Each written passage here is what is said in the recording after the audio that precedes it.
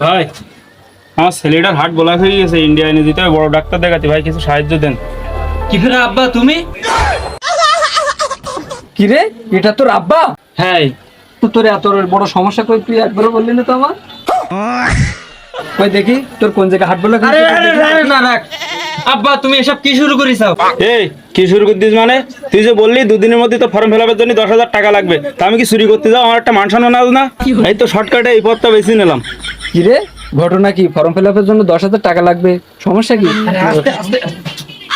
আরে ঘটনা হয়েছে কি, ওই যে বিমান চালাই না আমরা, ওই যে জুয়া খেলি, ওটার জন্য 10,000 টাকা চাইলাম।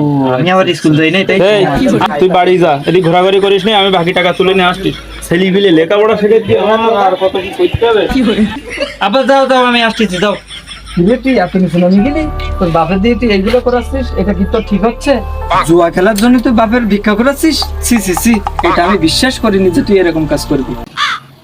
শোন, তুই আমার কাছে বাকি টাকা পাইস ভালো কথা, তোর দোকানে নাই আর আসলাম না, এই নে টাকা নে ধর, তোর দোকানে আর আসবো না। উচিত কথা বললি পার মামু, ভ্যানেতে নামো, তাই না?